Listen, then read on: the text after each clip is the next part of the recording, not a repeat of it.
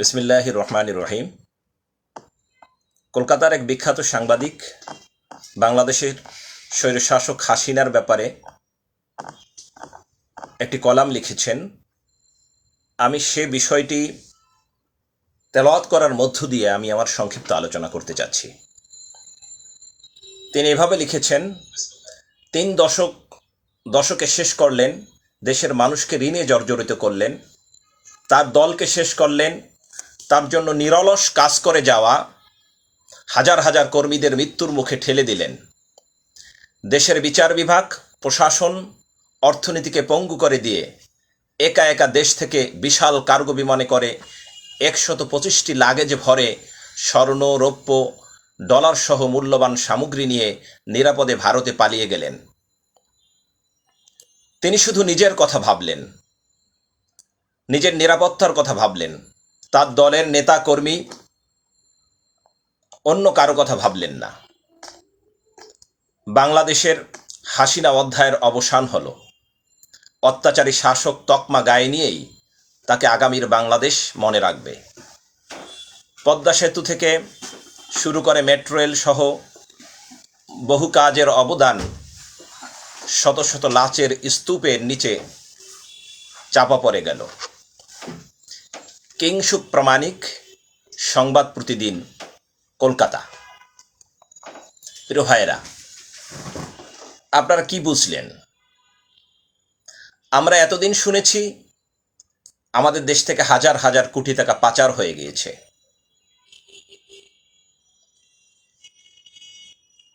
আমাদের দেশে বিরোধী রাজনৈতিক মতাদর্শের উপরে নিপীড়ন নির্যাতন চালানো হয়েছে।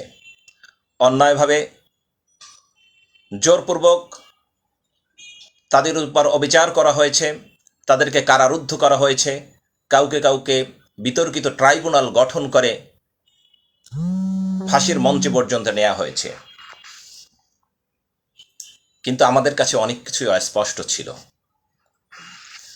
যার কারণে আমি কিছু মিডিয়া থেকে কিছু কোট করে কিছু কথা বলতে চাচ্ছি। সাংবাদিক সহ পেশাজীবী সংগঠনের মধ্যে এমনভাবে তারা দলীয় বিস্তার করেছিলেন যাতে করে ওই প্রতিষ্ঠানগুলো আসল বৈশিষ্ট্য হারিয়ে ফেলে। দলীয়করণের এমন একটি চরম পর্যায়ে তারা চলে গিয়েছে,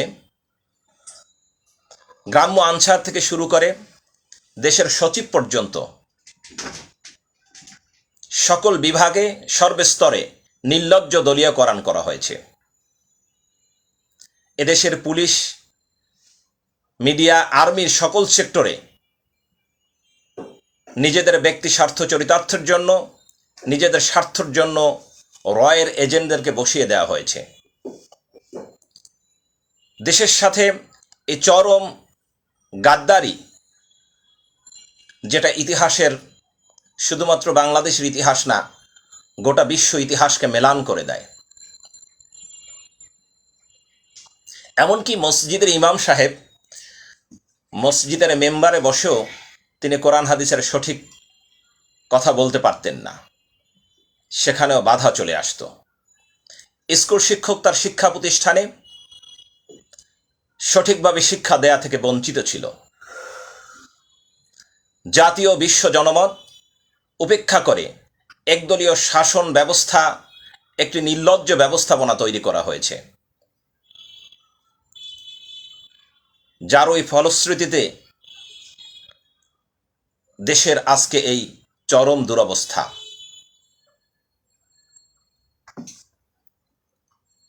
শেষ পর্যন্ত ছাত্র আন্দোলন শুরু হলো, তাদের অধিকার নিয়ে আমরা মাঠে নামলো, কিন্তু সেখানে একদলীয় শাসক গোষ্ঠী ছাত্র আন্দোলনের প্রতি ন্যূনতম সম্মান না দেখিয়ে তাদের উপর নির্বিচারে গুলিবর্ষণ এবং চরম হত্যাযজ্ঞ চালানো শুরু করল। এই সব কিছু মিলিয়ে এমন একটি বিপর্যয় অবস্থা তৈরি হলো, যার কারণে এদেশের লক্ষ কোটি মানুষ রাজপথে নামতে বাধ্য হয়েছে। এর ওই পরিপ্রেক্ষিতে বিগত 16 বছরের নিপীড়িত, নির্যাতিত, নিষ্পেষিত মানুষগুলো সবাই সাধারণ ছাত্র সমাজকে সাপোর্ট দিয়ে তারা ঐক্যবদ্ধভাবে মাঠে নেমে এই জালিম সরকারকে উৎখাত করতে বাধ্য করেছিল। কিন্তু শেষ পর্যন্ত কি হলো? আমাদের এই প্রাণপ্রিয় দেশকে একটি তলাবিহীন ঝুড়ির মতো রেখে ওরা পালিয়ে গেল। আমাদের জন্য কি রেখে গেল? যদি আরেকটু তাকাই আমরা তাদের অবিচারের দিকে, যেমন দুর্নীতি করে কানাডায় বেগমপাড়া করা হয়েছে। দেশ থেকে প্রতি বছর প্রায় 70 থেকে 80 হাজার কোটি টাকা পাচার হয়েছে বিগত 15 বছরে। প্রায় 15 লক্ষ কোটি টাকা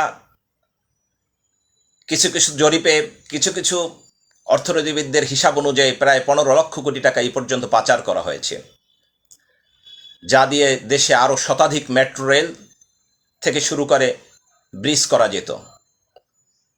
কিন্তু এই সব টাকা পাচার করে দিয়ে আজকে দেশকে দেউলিয়ার একটি চরম পর্যায়ে রেখে হাসিনা পালিয়ে গেল। আর তার দলীয় লোকজনরা তাদের অন্যায়, অবিচার এবং অত্যাচারের চরম অপরাধের ভয়ে তারা এখন পালিয়ে বেড়াচ্ছে।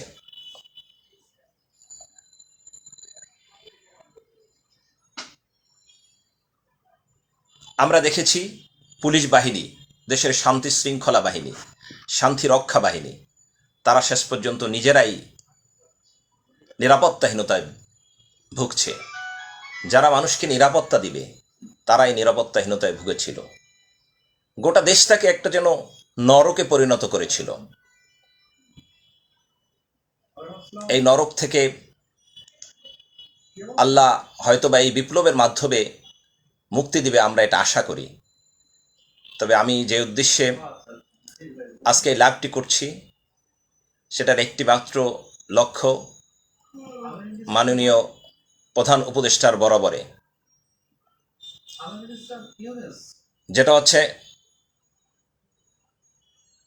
দেশের এই দুরবস্থার মধ্যে এখনো চরম পর্যায়ে ষড়যন্ত্র চলছে। প্রতিবেশী দেশে গিয়ে পালিয়ে থেকে হাসিনা এখনো নিস্তার নেই। সেখানে গিয়েও সে এখন ষড়যন্ত্রের জাল বলছে। এই ষড়যন্ত্র থেকে দেশকে মুক্ত করতে হলে আমরা যেভাবে রাজপথে একত্রিত হয়ে রাজপথে নেমে আমরা হাসিনাকে বিতাড়িত করেছিলাম, সেই ঐক্যবদ্ধভাবে সকল ভেদাভেদ ভুলে গিয়ে, সকল ভুল বোঝাবুঝি ভুলে গিয়ে, আর কিছু সংখ্যক রাজনীতিবিদরা বা রাজনীতিবিদদের আশ্রয় প্রশ্রয় দেয়া কিছু সংখ্যক ব্যক্তিবর্গ অনিয়ম এবং অপকর্মের সাথে জড়িত হয়ে গিয়েছেন, তাদেরকেও বলবো আপনারা এই অপকর্ম থেকে নিজেদের হাত গুটিয়ে নিয়ে দেশ এবং জাতিকে এগিয়ে নেওয়ার জন্য আমরা ঐক্যবদ্ধ ভূমিকা রাখি। আমরা অন্যায় অপরাধ থেকে নিজেদেরকে মুক্ত করি আর দেশকে আবার নতুন করে গঠন করি। যদি এই ক্ষেত্রে আমরা ঐক্যবদ্ধ হতে না পারি, হয়তোবা এই ঘাতকরা আবার কোনো কঠিন থেকে কঠিন ষড়যন্ত্র নিয়ে এদেশের উপর আবার কোনো কালো থাবা দিয়ে বসতে পারে। এই জন্য আমাদের ঐক্যবদ্ধ থাকতে হবে। আমাদের ভুলে গেলে চলবে না, এই মুহূর্তে আমাদের সকল অন্যায়, সকল অবিচারের বিরুদ্ধে আমাদের তীব্র প্রতিবাদ করে সকল অন্যায়কারীদের বিরুদ্ধে আমাদের ঐক্যবদ্ধ হয়ে তাদেরকে বিচারের কাঠগড়ায় দাঁড় করাতে হবে। পাশাপাশি মাননীয় প্রধান উপদেষ্টা থেকে শুরু করে সকলকে আমাদের সার্বিক সহযোগিতা করতে হবে। তার কারণ হচ্ছে এই ভঙ্গুর অর্থনীতিকে, এই ভঙ্গুর দেশটাকে যদি মুক্ত করতে হয়, যদি এখান থেকে উঠাতে হয়, বা এই দুরবস্থা থেকে দেশটাকে যদি আমরা এগিয়ে নিয়ে যেতে চাই, তাহলে নিঃসন্দেহে আমাদের ঐক্যবদ্ধভাবে সব কিছুর মোকাবিলা করতে হবে এবং সকল অপরাধীদেরকে ধরে ধরে আইনের আওতায় এনে আমাদেরকে তাদের বিচারের আওতায় আনতে হবে। পাশাপাশি সরকারের সার্বিক কর্মকাণ্ডে আমাদের সহযোগিতা করতে হবে, যাতে করে কোনো ষড়যন্ত্রকারীরা আবার নতুন করে কোনো প্রতিবিপ্লবের স্বপ্ন দেখতে না পারে। এই জন্য সরকারের প্রত্যেকটা সেক্টরে রয়ের এজেন্টরা যেভাবে বসে আছে, সরকারের দস্যুরা যেভাবে বসে আছে, সেগুলোর ব্যাপারে আমাদের যেভাবে সতর্ক দৃষ্টি রাখতে হবে, আর গোটা জাতিকে সতর্ক করার ক্ষেত্রেও আমাদের সহযোগিতা করতে হবে। এক্ষেত্রে মিডিয়ার ভাইদেরকে আমাদের সহযোগিতা করতে হবে, স্বচ্ছ প্রশাসনকে আমাদের সহযোগিতা করতে হবে, গোয়েন্দা বিভাগকে আমাদের সহযোগিতা করতে হবে, এবং পর্যাপ্তভাবে আমরা যে যেখানে আছি আমাদের কাছে যেই সমস্ত অপকর্মের ভিডিও, যেই সমস্ত অপকর্মের দৃশ্য ফুটেজ আমাদের কাছে আসে, সেগুলো ব্যাপকভাবে আমাদের প্রচার করতে হবে। এই প্রচার এবং প্রসারের মধ্য দিয়েই আমাদের যে বিপ্লব সূচিত হয়েছে বা আমাদের এই চলমান ধারা অব্যাহত থাকবে, এবং অপরাধীদের মুখোশ উন্মোচন করে দিয়ে আমরা একের পর এক ওদেরকে আইনের আওতায় এনে দেশকে আমরা এগিয়ে নিয়ে যেতে পারবো ইনশাআল্লাহ। তাই সকলকে অনুরোধ করছি, যার কাছে যেই ফুটেজ আছে, অপরাধীদের যেই ধরনের অপকর্মের তথ্য আছে, সব তথ্যগুলো আমরা আজ প্রকাশ করে দিই। কেননা দীর্ঘ 15টি বছর বা প্রায় 16টি বছর আমরা বঞ্চিত ছিলাম। আমরা স্বাধীনভাবে কথা বলতে পারিনি, আমরা স্বাধীনভাবে ফেসবুকে একটা স্ট্যাটাস দিতে পারিনি, সাংবাদিকরা স্বাধীনভাবে তার সংবাদ পরিবেশন করতে ব্যর্থ হয়েছে। আসুন এই সুযোগে আমরা সবাই ঐক্যবদ্ধ হয়ে সকল অন্যায় অবিচারগুলো নোট করে করে আমরা প্রকাশ করি, জাতির সামনে উন্মুক্ত করি। তাহলে জাতি বুঝতে পারবে যে আসলে এই নরঘাতক পিচার সরকার তার অপকর্ম কোন পর্যায়ে চলে গিয়েছিল। তাই শুধুমাত্র আমরা যার যার রাজনীতি, যার যার কর্ম নিয়ে, যার যার ব্যক্তি স্বার্থ নিয়ে আমরা বসে থাকলে চলবে না। যদি আমরা এটা করি তাহলে আমি মনে করি এটা আমাদের স্বার্থপরের ভূমিকা হবে। যে সমস্ত ভাইয়েরা তাদের আত্মত্যাগের বিনিময়ে আজকে আমাদের এই বিপ্লব সংঘটিত হয়েছে, যারা শাহাদাত বরণ করেছে, তাদের আত্মা কষ্ট পাবে। তাই আমরা শুধুমাত্র নিজের স্বার্থকে না দেখে আমরা জাতীয় স্বার্থকে প্রাধান্য দেই, এবং সরকার একটি অন্তর্বর্তীকালীন সরকার, কোনো রাজনৈতিক সরকার নয়। তাদের মধ্যে ভুল ভ্রান্তি থাকাটা যেমন স্বাভাবিক, আবার অন্যের দ্বারা প্রভাবিত হওয়াটাও তেমন স্বাভাবিক। এই জন্যই আমাদের সবসময় সজাগ দৃষ্টি থাকতে হবে, তারা যাতে অন্যের দ্বারা প্রভাবিত হতে না পারে। এক্ষেত্রে আমাদের ঐক্যবদ্ধভাবে তাদেরকে বোঝাতে হবে বা স্পষ্টভাবে গোটা জাতির কাছে আমাদের অতীতের সকল কর্মকাণ্ডগুলো, অপকর্মগুলো স্পষ্টভাবে তুলে ধরতে হবে। তাহলেই কেবল আমরা যে স্বপ্ন আমরা লালন করে আজকে এই বিপ্লব সংঘটিত করেছি, আমাদের এই স্বপ্নের দ্বারা একটি সুন্দর বাংলাদেশ, নতুন করে একটি সুন্দর বাংলা নির্মাণ করা সম্ভব হবে। যারা যারা আমার লাইভের সাথে সম্পৃক্ত আছেন এবং যারা শুনবেন, সকলকে ধন্যবাদ জানিয়ে শেষ করছি। আল্লাহ হাফেজ। বাংলাদেশ জিন্দাবাদ।